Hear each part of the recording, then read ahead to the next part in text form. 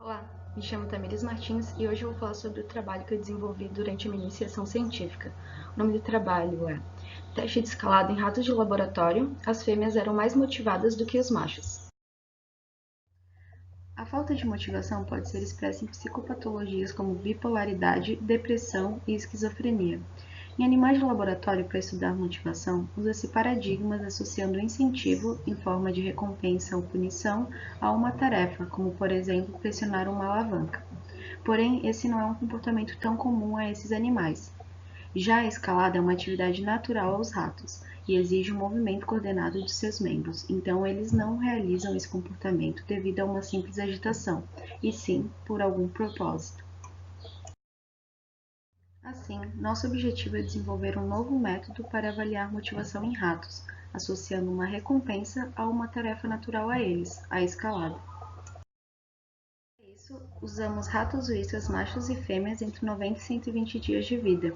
Na primeira semana, realizamos um procedimento de familiarização com diferentes alimentos palatáveis, bis de chocolate preto, Fruit Loops e flocos de milho açucarado, com o propósito de diminuir a neofobia alimentar nos testes.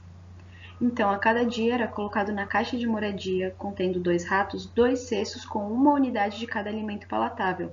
Era deixado por 24 horas, verificado se haviam sido ingeridos e repostos. Na segunda e terceira semana, fizemos o teste de preferência por comida em uma arena de 100 cm².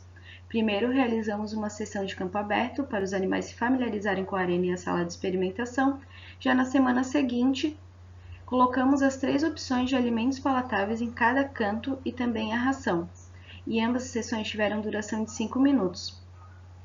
Para verificar a preferência, calculamos a diferença entre os percentuais de tempo de exploração nas duas sessões, a fim de excluir um viés de preferência pelo canto e não o alimento.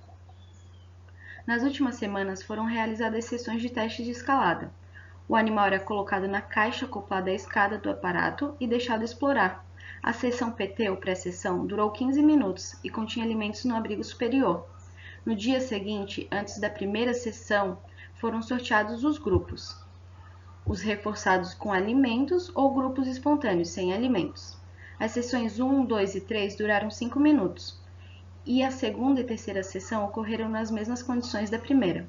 Todos os testes foram gravados para análise posterior do vídeo com o programa gratuito EthoWatcher.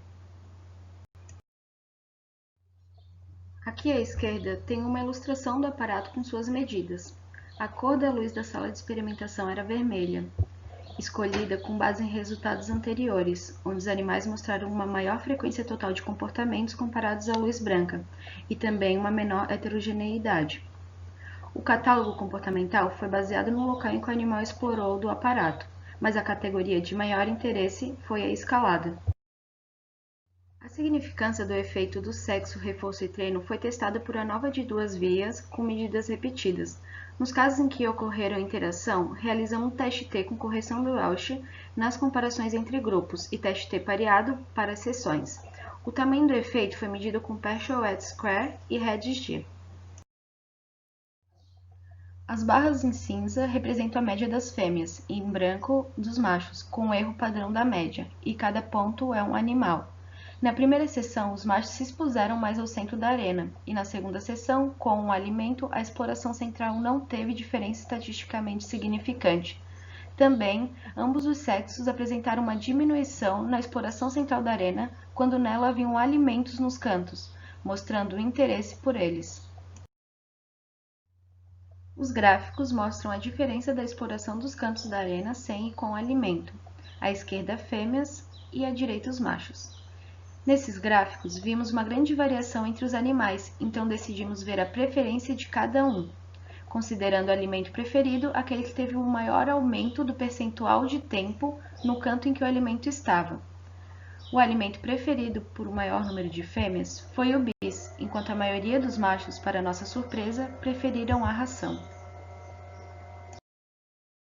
Nesses gráficos, mostramos a frequência de escalada dos animais em cada seção, sem reforço ou espontâneo em branco e reforçados em cinza. Tanto o sexo quanto o treino tiveram um efeito significante e grande sobre a frequência de escalada.